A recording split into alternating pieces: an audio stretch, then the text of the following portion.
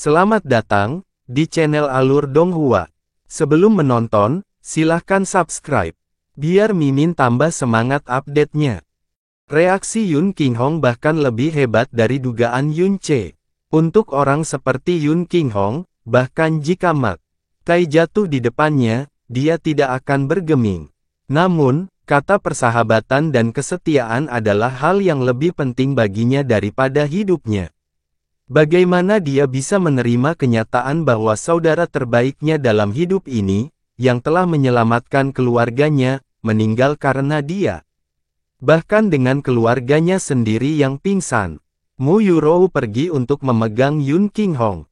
Di dunia ini, dia adalah orang yang paling memahaminya, dan dia jelas tahu seberapa besar dampaknya terhadapnya. Dia tidak menghiburnya, dan hanya menangis diam-diam bersamanya. Yun Ce menghibur, ayah, Paman Xiao sudah meninggal selama 22 tahun. Dia mungkin sudah bereinkarnasi dan menjalani kehidupan yang lebih sempurna dari kehidupan sebelumnya, jadi berhentilah menyalahkan diri sendiri. Anda adalah patriark keluarga Yun, dukungan seluruh klan, ayah saya dan Yun Xiao. Di dunia ini, tidak ada yang bisa menjatuhkanmu. Aku baik-baik saja. Baiklah, baiklah, baiklah. Yun Qinghong mengucapkan 4 kali berturut-turut. Matanya tidak fokus, wajahnya masih pucat pasi dan dia tidak terlihat baik-baik saja. Yun Xiao menggigit bibirnya, maju ke depan dan berkata dengan keras, ayah, jangan bertingkah seperti ini. Ini bukan salahmu, lebih jauh lagi, kamu adalah saudara yang baik dengan ayah kandungku. Bahkan jika dia mati saat menyelamatkanmu, aku yakin dia mati tanpa rasa benci atau keengganan. Aku yakin jika yang melarikan diri saat itu adalah ayah kandungku, meskipun ayah mengetahui konsekuensinya, ayah tetap akan mengambil pilihan yang sama. Oleh karena itu, ayah, mohon jangan menyalahkan dirimu sendiri lagi. Ini adalah pilihan yang dibuat ayah kandungku. Dia tidak akan menyalahkanmu, ayah, hanya jika kamu hidup dengan baik dan menjaga dirimu sendiri barulah kamu mengizinkan ayah kandungku beristirahat dengan tenang. Meskipun Xiao Ying adalah ayah kandung Yun Xiao, dia belum pernah melihatnya sebelumnya, dan namanya juga tidak pernah muncul dalam ingatannya sebelumnya. Baru hari ini dia mengetahui keberadaannya. Jadi, selain hubungan darah, dia tidak memiliki perasaan apapun terhadap ayah kandungnya. Mendengar bahwa dia tidak lagi berada di dunia kehidupan, selain merasakan sakit yang luar biasa dan kehampaan jauh di dalam nadinya, dia tidak merasakan terlalu banyak kesedihan, atau, setidaknya, itu tidak sebesar apa yang dirasakan Yun Qinghong, dan terhadap Yun Qinghong, ada rasa terima kasih karena telah membesarkannya selama lebih dari 20 tahun. Yun Ce tidak menyangka Yun Xiao akan begitu tenang dan benar-benar menghibur Yun Qinghong. Bagi Yun Qinghong, penghiburan Yun Xiao akan mengalahkan kata-kata apapun yang diucapkan orang lain kepadanya, karena Yun Xiao adalah keturunan Xiao Ying, dan merupakan keturunannya. Rasa terima kasih dan penyesalannya terhadap Xiao Ying dapat dibayar kembali dan dibebankan pada Yun Xiao, dan dari penghiburannya, apa yang dia terima sama dengan pengampunan keluarga Xiao. Fokus perlahan kembali ke mata Yun Qinghong. Dia menatap lurus ke arah Yun Xiao, lalu, lengannya tiba-tiba terulur, menggenggam erat bahu Yun Xiao. Xiaoer, kamu benar-benar, jangan salahkan aku. Akulah yang menyebabkanmu kehilangan orang tua kandungmu. Saya tidak. Yun Xiao menggelengkan kepalanya tanpa ragu-ragu. Meskipun aku kehilangan orang tuaku, surga baik kepadaku dan memberiku 2 orang tua yang penuh kasih, terhadap ayah dan ibu, aku hanya memiliki rasa hormat dan terima kasih, mengapa aku harus menyalahkan kalian berdua? Ya ampun, orang tua kandung di surga juga tidak akan menyalahkan kalian berdua. Sebaliknya, menggunakan nyawa sendiri untuk ditukar dengan nyawa saudara yang baik hanya akan mendatangkan kepuasan dan kebahagiaan. Misalnya, jika suatu hari, kakak menghadapi bahaya dan saya bisa menyelamatkannya menggunakan nyawa saya, saya akan melakukannya tanpa ragu-ragu. Yun Xiao, gumam Yun Che. Bagus, anak baik. Yun Qinghong menepuk pundaknya dengan keras, mengangkat kepalanya, dan tiba-tiba tertawa keras, hahaha, pantas saja kamu adalah putraku, tidak heran kamu adalah putra Xiao Ying. Kakak Xiao, jika kamu bisa mendengar ini dari atas, kamu pasti tertawa terbahak-bahak saat melihat putramu, kakak Xiao, putramu adalah putraku. Yakinlah bahwa selama aku, Yun Qinghong, masih memiliki satu nafas, aku tidak akan membiarkan siapapun menindas putra kita. Xiaoer, terima kasih, kata Mu Yurou dengan lembut. Dia tahu jika Yun Xiao tidak mengucapkan kata-kata itu, Yun Qinghong, yang memandang kesetiaan dan persahabatan di atas nyawanya, tidak akan bisa menerimanya begitu cepat. CR, apakah kakek Xiao yang membesarkanmu masih baik-baik saja? Yun Qinghong bertanya. Kakek baik-baik saja, dia masih sangat sehat. Kesedihan melintas di mata Yun Che, hanya saja dia telah hidup dengan pahit selama ini. Rasa sakit karena kehilangan putranya, kesedihan karena kehilangan istrinya, dia masih harus menanggung semua ini sambil membesarkan aku dan bibi kecil. Terlebih lagi, pembuluh darahku yang dalam telah lumpuh sejak aku masih muda. Saya tidak mampu mengembangkan yang mendalam, dan menjadi keluarga, bahkan bahan tertawaan seluruh kota awan terapung. Hal ini menyebabkan kakek juga diejek, menyebabkan posisinya dalam keluarga Xiao turun drastis. Namun, meskipun dia terbebani dengan semua ini, kakek tidak pernah menunjukkan sedikit pun kebencian terhadapku, malah sebaliknya menunjukkan padaku kasih sayang dan perhatian yang sama seperti yang dia tunjukkan pada bibi kecil. Dia membesarkanku, melindungiku dari hujan dan badai, mengajariku pelajaran hidup, dan terus-menerus menghiburku, yang terus-menerus diejek dan diintimidasi. Selama ini, dia mencari pelaku yang mencelakakan Paman Xiao sambil juga terus mencari dokter terkenal yang bisa memperbaiki pembuluh darahku yang dalam. Untuk bisa membesarkan anak seperti Xiao Ying, Yun Qinghong bahkan tidak berpikir sejenak bahwa Xiao Lai bukanlah ayah yang hebat. Dia menghela napas dalam penyesalan yang mendalam, CR, kita harus selalu mengingat kebaikan keluarga Xiao di dalam hati kita dan jangan pernah melupakannya. Kakek Xiao yang membesarkanmu, akan selamanya menjadi kakekmu. Di masa depan, tidak peduli seberapa kuatnya Anda, berapa banyak pencapaian yang Anda peroleh, Anda tidak boleh melupakan semua ini. Yun Che mengangguk dengan berat. Dia menoleh ke arah Yun Xiao, dan berkata, Yun Xiao, meskipun orang tua kandungmu tidak lagi bersama kami, kamu masih memiliki kakek. Dia adalah kakek yang sangat baik hati dan mulia.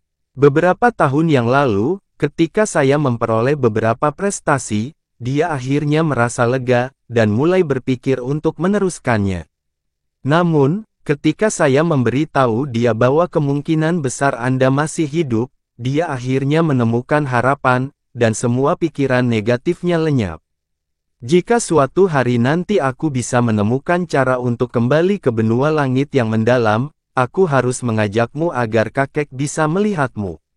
Dia pasti akan bahagia, kamu masih memiliki seorang bibi kecil yang meskipun 1 tahun lebih muda, masih merupakan bibi sedarahmu. Dia nakal dan baik hati, dan saat kamu melihatnya, kamu pasti akan gembira memiliki kerabat seperti itu. Selain itu, kamu masih memiliki pertunangan sebelum dilahirkan. Pertunangan sebelum dilahirkan. Yun Xiao membelalakkan matanya. Yun Che sedikit gelisah, tanpa sadar membocorkan masalah perkawinan anak Yun Xiao dan Xiao Qingyue. Begitu dia mengatakannya, dia menjadi bingung, dan saat melihat ekspresi polos Yun Xiao, dia hanya bisa tersenyum karena malu, dan berkata, Ayah, Ibu, ada sesuatu yang lupa kukatakan pada kalian berdua. Selama berada di benua langit yang mendalam, saya sudah menikah. Faktanya, 2 kali. Oh, wajah Yun Qinghong menunjukkan tanda-tanda senyuman. Benar-benar, Mu Yurou berkata dengan kaget, ekspresinya gelisah namun di saat yang sama gugup, apakah itu berarti aku sudah memiliki menantu perempuan? Lalu, berapa umurnya? Anak siapa dia? Apakah dia cantik? Bagaimana emosinya? Apakah dia patuh? Apakah dia baik padamu? Rentetan pertanyaan Muyurou menyebabkan Yun Ce menggaruk kepalanya dan menjawab dengan sedikit malu, saat aku berumur 16 tahun, aku sudah menikah. Terlebih lagi, sebenarnya, orang yang aku nikahi, ayahnya dan paman Xiao telah memutuskan pernikahan mereka bahkan sebelum dia dan Yun Xiao lahir, dan pada akhirnya, dia menikah denganku. Jika bukan karena apa yang terjadi, orang yang akan menikah dengan Xia Qingyue seharusnya adalah Yun Xiao. Meskipun Yun Ce tidak mengetahui hal ini saat itu, dia masih mencuri tunangan Yun Xiao. Dia bertanya, sedikit gelisah, Yun Xiao, kamu tidak akan menyalahkanku karena telah merebut, pengantin anak-anakmu, kan? Yun Xiao menatap kosong beberapa saat, sebelum akhirnya memahami apa yang dikatakan Yun Ce.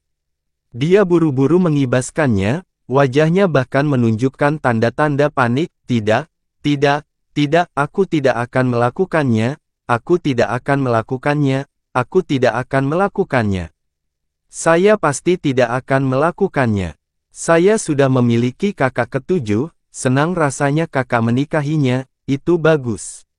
Yun Xiao sebenarnya terlihat sedikit lega, dan ketika dia selesai berbicara, dia bahkan menekan suaranya untuk berbisik kepada Yun Ce, kakak, faktanya aku sebenarnya punya tunangan, tolong jangan beritahu kakak ketujuh tentang hal itu.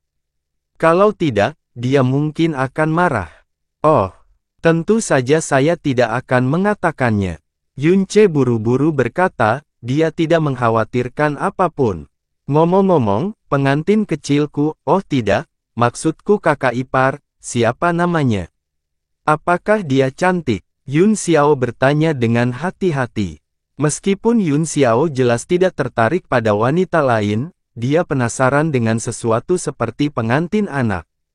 Yun Ce mengusap dagunya dan menjawab, dia dipanggil Xia Qingyue.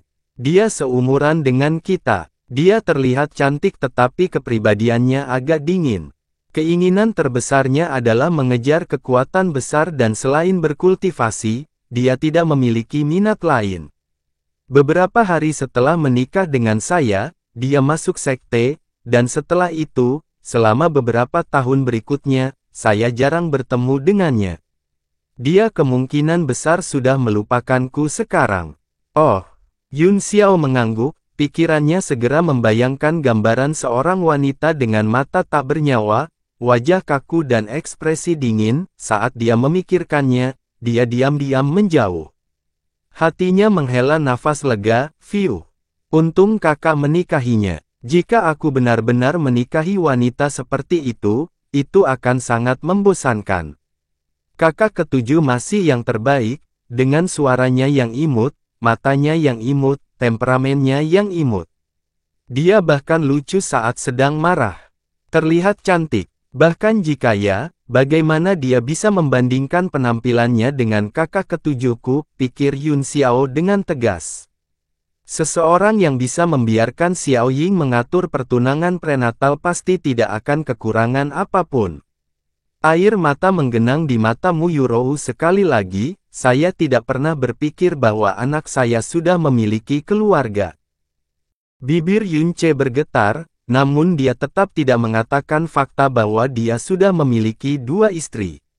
Lebih lanjut, ia juga tidak membicarakan soal memiliki anak dari wanita yang bukan istrinya, karena mengatakan hal itu akan membuat mereka semakin khawatir. "CR, apa yang terjadi dengan pembuluh darahmu yang dalam? Siapa yang menyembuhkannya untukmu?" Yun Qinghong menanyakan pertanyaan yang sudah lama ada di benaknya. Yun Ce menjawab, "Saya memiliki 2 tuan. Salah satu dari mereka mengajari saya seni kedokteran. Yang lainnya, membantuku merekonstruksi pembuluh darahku yang dalam dan melatihku ketika aku berumur 16 tahun."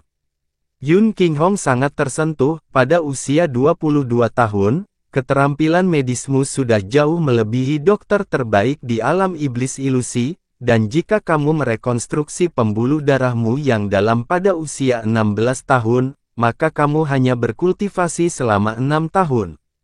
Anda mencapai alam mendalam langit dengan 6 tahun kultivasi, namun dapat dengan mudah mengalahkan tuan tahap awal. Gurumu pasti jenius luar biasa. Master medis Saint-nya memang seorang jenius yang luar biasa. Tapi untuk Jasmine, dia hanyalah monster yang tidak bisa dimengerti. Kedua tuanku mengubah takdirku. Tanpa mereka, aku mungkin tidak bisa hidup sekarang, desah Yun Ce dengan emosi. Setelah meratap, dia teringat hal terpenting yang harus dia sampaikan kepada orang tuanya, dan dia segera berkata, "Ayah, Ibu, bukankah kamu bertanya padaku dari mana lambang patriark itu berasal? Ketika aku berada di benua langit yang mendalam, aku melihat kakek." Kata-kata Yun Ce membuat Yun Qinghong terkejut. Dia gemetar hebat, dan suaranya parau, "Kakek? Kakek yang mana? Kakek yang mana?" "Kakek kandungku, ayahmu, Raja Iblis dari alam iblis ilusi, Yun Changhai. Kakek memberiku lambang patriark, dan menyuruhku untuk membawanya kembali ke klan Yun suatu hari nanti." "Ah!" Mu Yurou tersentak dan menutup mulutnya dengan tangannya. Udara di depan Yun Ce bergeser dengan keras saat Yun Qinghong bergegas ke arahnya seolah-olah dia telah berteleportasi. Yun Qinghong tidak bisa mempertimbangkan kekuatannya karena betapa gelisahnya dia. Dia meraih lengan Yun Ce begitu erat hingga dia hampir membentaknya, kamu benar-benar melihat kakekmu? Di mana kamu melihatnya? Di mana dia sekarang? Bagaimana kabarnya?" Kematian Xiao Ying membuat pikirannya kacau, dan kini dia tiba-tiba mendengar kabar tentang ayahnya. Jiwa Yun Qinghong mungkin tidak pernah mengalami pasang surut ekstrim dalam hidupnya. 100 tahun. Selama 100 tahun, dia tidak pernah melihat ayahnya lagi, dia bahkan tidak tahu apakah ayahnya sudah mati atau masih hidup. Yun Ce tahu bahwa Yun Qinghong pasti ingin mengetahui keberadaan dan kesejahteraan ayahnya bahkan dalam mimpinya. Ketika Yun Ce memikirkan tentang 16 bulan yang dia habiskan di bawah teras manajemen pedang di Villa Pedang Surgawi, dia merasa sakit hati di dalam hatinya, lalu menceritakan dengan perlahan. "Tidak lama setelah pembuluh darahku yang dalam terlahir kembali dan aku mulai mengolah energi yang dalam, aku bergabung dengan istana mendalam Blue Wind Nation di Blue Wind Nation, dan mewakili keluarga kekaisaran Blue Wind untuk turnamen peringkat di antara kekuatan besar di negara ini, dan turnamen peringkat Blue Wind ini tepatnya diadakan di Heavenly Sword Villa. Villa Pedang Surgawi, ini adalah tempat yang tidak akan pernah dilupakan Yun Qinghong dan Mu Yurou bahkan jika mereka mati. Saat itu, mereka mempertaruhkan nyawa mereka, menggunakan pencarian jiwa pegangan mendalam pada seseorang dari daerah pedang surgawi yang perkasa, dan menemukan bahwa Yun Changhai tidak mati, tetapi sebenarnya sedang dipenjara. Lokasi di mana dia ditahan, berada di Blue Wind Nation, Heavenly Sword Villa. Yun Ce segera menceritakan kembali keseluruhan ceritanya, bagaimana dia mengikuti turnamen peringkat, bagaimana setelah berakhir dia dibawa untuk melihat ritual penyegelan iblis oleh Ling Kun yang berasal dari daerah pedang surgawi perkasa, bagaimana iblis menjadi gila karena provokasi Ling Kun, bagaimana Xia Yuanba berada dalam bahaya, dan bagaimana dia disegel di bawah teras manajemen pedang dengan iblis karena dia ingin menyelamatkan Xia Yuanba. Saat itu, saya tidak pernah membayangkan bahwa iblis itu sebenarnya adalah kakek saya. Tubuh kakek terikat oleh rantai meteorit, kekuatannya yang dalam ditekan oleh formasi penekan jiwa perkasa surga, di bawah pembatasan yang keras seperti itu, dia hanya bisa mengendalikan pegangan mendalamnya, dan dia selanjutnya disegel di bawah tanah di mana tidak ada cahaya matahari sama sekali oleh pedang yang disebut hukuman surga.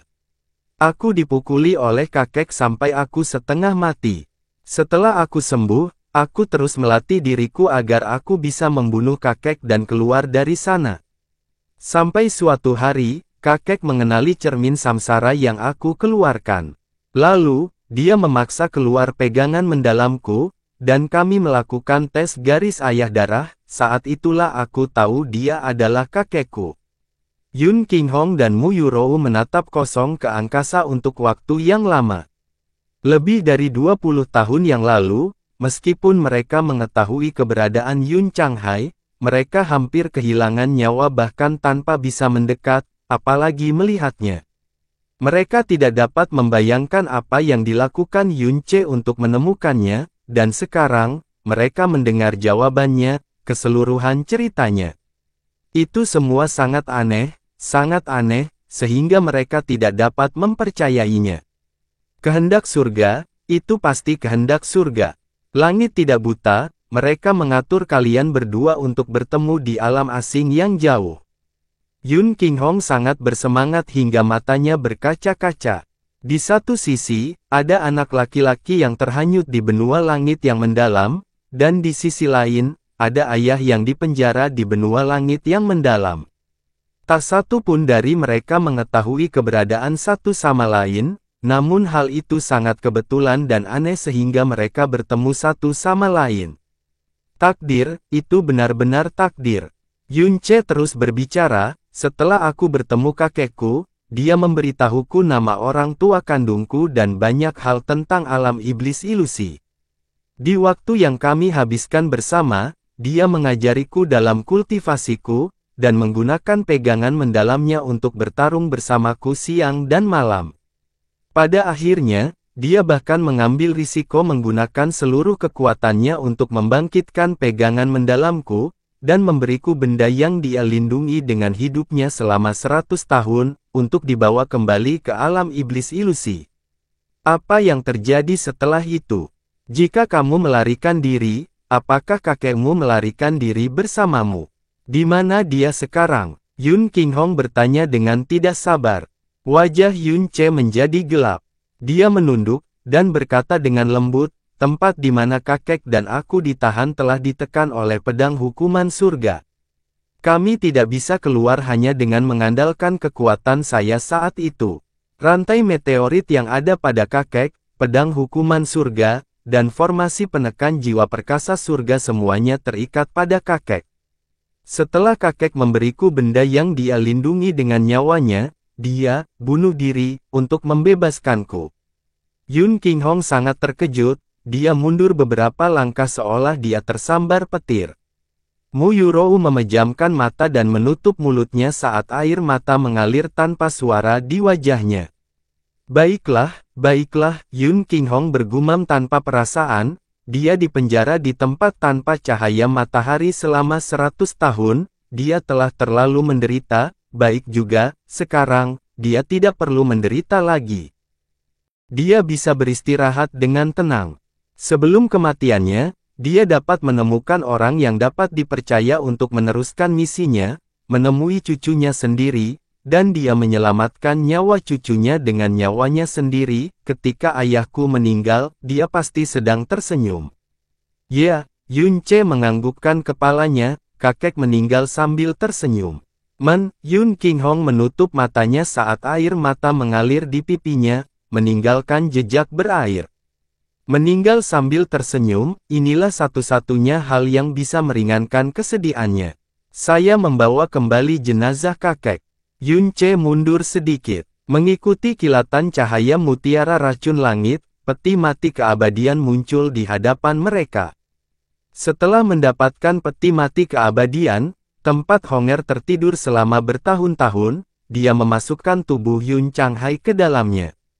Karena dia terbaring di peti mati keabadian, meskipun ribuan dan jutaan tahun berlalu, tidak ada yang rusak atau berubah. Begitu ditutup, seolah-olah waktu di dalamnya membeku selamanya. Untuk waktu yang lama, Yun Qinghong kehilangan fokus saat dia berdiri di samping peti mati keabadian. Dia menekankan tangannya pada tubuh yang dingin itu, dan jatuh perlahan, sampai dia berlutut di tanah dengan berat. Dalam ingatannya, ayahnya adalah Raja Iblis dari alam iblis ilusi yang bergengsi. Dia adalah roh yang kuat dan bersinar begitu terang. Tidak pernah ada bukti bahwa dia bertambah tua, dan dia selalu suka menjaga dirinya dalam kondisi termuda. Ketika mereka berdiri bersama sebagai ayah dan anak, mereka tampak seperti saudara yang seumuran. Tapi, di dalam peti mati keabadian, terbaring seorang lelaki tua yang tampaknya memiliki satu kaki di dalam kubur. Kurus seperti sekantung tulang, wajah kering dan layu, rambut, janggut, dan alisnya semuanya berantakan dan putih. Dia tampak seperti iblis yang ganas. Jika bukan karena kontur wajahnya, dia tidak akan pernah percaya bahwa ini adalah ayahnya, tapi yang tidak dapat dia bayangkan lebih lanjut adalah betapa banyak penderitaan yang telah dia lalui hingga dia menjadi seperti ini. Seluruh tubuh Yun Qinghong menggigil saat dia mengucapkan kata ayah, itu sama menyakitkannya dengan darah segar. Yun Ce mendongak, dan berkata pelan, membawanya kembali ke kampung halamannya pasti merupakan salah satu keinginan kakek, tapi, tolong tahan kekeras kepalaan putramu, dan tunda pemakaman kakek. Saya tidak bisa membiarkan kakek mati sia-sia, terlebih lagi, saya tidak bisa membiarkan kakek mati dengan tuduhan kriminal masih di punggungnya. Yun Qinghong menundukkan kepalanya, saat seluruh tubuhnya bergetar. Dia mengatupkan giginya dengan sangat jelas dan keras, sulit untuk didengarkan. Dada Yun Ce terasa berat. Ayah, jika ayah ingin menangis, menangislah saja. Hanya keluargamu yang ada di sini. Kamu adalah ayahku, dan ayah Yun Xiao, tetapi juga putra kakek. Kata-kata Yun Ce meruntuhkan pertahanan garis depan yang Yun Qinghong coba pertahankan. Tangisan duka yang sangat menyedihkan yang datang dari Yun Patriark bergema dengan keras, sejak lahir hingga sekarang, ini adalah pertama kalinya dia menangis begitu saja. Yun Ce meraih Yun Xiao dan berjalan keluar. Dari masuk hingga keluar, rasanya seperti dunia yang berbeda. Apakah kamu gelisah? Yun Ce memandangnya dan bertanya. Yun Xiao hanya menggelengkan kepalanya dan berkata, aku sudah tahu sejak awal bahwa hari ini pada akhirnya akan tiba. Saya selalu berpikir bahwa ketika hari ini tiba, saya tidak tahu harus berbuat apa sama sekali, tapi, sekarang saya merasa lebih aman dan tenang. Saya juga. Yun Ce tersenyum dan berkata, alasannya sederhana. Meskipun kami berdua dulunya punya rumah, namun hati kami tidak pantas berada di sana. Tapi sekarang, aku merasa seperti telah menemukan rumahku. Dan bagi Anda mengetahui latar belakang Anda, dan Anda tidak kehilangan orang tua yang membesarkan Anda selama lebih dari 20 tahun. Tentu saja Anda merasa lebih aman dan tenang. Satu-satunya hal yang tidak terpikirkan oleh saya adalah segalanya akan menjadi begitu rumit. Rasanya seperti saya sedang mendengarkan cerita yang aneh. Yun Xiao menghela nafas dengan emosi. Hidup, dalam banyak kasus, jauh lebih aneh dan luar biasa daripada cerita yang dibuat-buat. Yun Ce memandangnya, dan tiba-tiba berkata, Yun Xiao, karena kamu mengetahui latar belakangmu, kamu harus mengganti namamu. Bagaimana dengan Xiao Yun? Yun Xiao berhenti sejenak, dan langsung setuju, baiklah. Mulai sekarang, namaku Xiao Yun. Bahkan saat aku di depan umum, aku akan menyebut diriku Xiao Yun. Kalau tidak, orang tuaku yang melihatku dari atas langit akan memarahiku karena tidak berbakti. Hahaha, Yun Ce tertawa keras. Setelah seharian penuh liku-liku dan gangguan mental yang menentukan ini, dia benar-benar merasa bahwa Yun Xiao telah jauh lebih dewasa. Mungkin karena setelah mengetahui dari mana asalnya, ia melepaskan rasa stres, kekhawatiran, dan kebingungan yang selalu ia bawa, serta menemukan tujuan hidup yang jelas. Mereka berdua berdiri di pintu masuk halaman belakang, kalau-kalau ada orang yang mendekat dan mengganggu Yun Qinghong. Mereka terdiam beberapa saat. Tiba-tiba, Yun Ce bertanya, Yun, Xiao Yun, apakah kamu pernah melihat permaisuri iblis kecil? Ya, saya pernah. Xiao Yun mengangguk, sebenarnya, selama ini, permaisuri iblis kecil sering datang dan mengunjungi ayah, dan dia datang sendirian dan diam-diam setiap saat. Tidak ada orang lain yang tahu tentang ini. Sepertinya permaisuri iblis kecil sangat mempercayai dan menghormati ayah. Dan ayah juga nampaknya sangat setia kepada permaisuri iblis kecil, atau lebih tepatnya, klan kaisar iblis, gumam Yunce. Orang seperti apa permaisuri iblis kecil itu?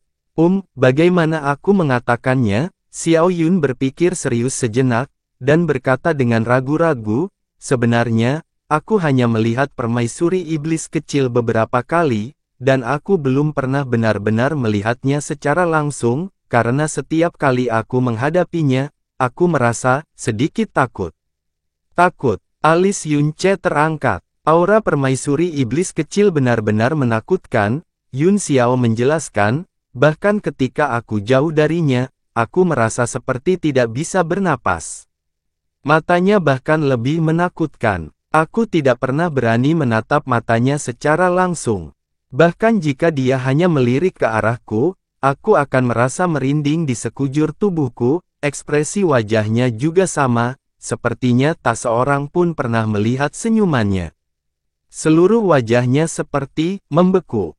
Oh, itu mengerikan. Mata Yunce membelalak. Xiao Yun berusaha keras untuk memikirkan lebih banyak informasi tentang permaisuri iblis kecil dan berkata, permaisuri iblis kecil selalu mengenakan pakaian abu-abu, bukan abu-abu terang, tapi jenis abu-abu yang sangat gelap dan mati. Ketika ayah dan aku berbicara tentang permaisuri iblis kecil, dia menyebutkan bahwa dia sangat kejam. Ratusan tahun yang lalu, ketika Little Demon Empress mendapatkan posisinya, banyak orang yang menentangnya karena dia seorang perempuan. Banyak dari orang-orang itu terbunuh, dan banyak dari orang-orang itu dibunuh olehnya. Setelah itu, semua orang menggigil saat melihatnya, dan tidak ada lagi yang berani melanggar perintahnya.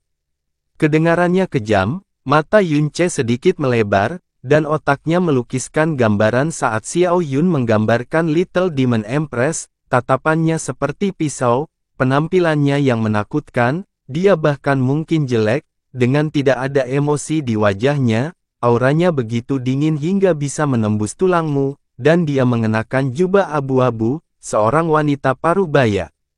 Setelah dia selesai membayangkannya, Yunce tidak bisa menahan diri untuk tidak menggigil, karena dia memikirkan tentang hantu-hantu legenda yang dihidupkan kembali itu. Mereka sangat mirip hingga hampir 90% serupa.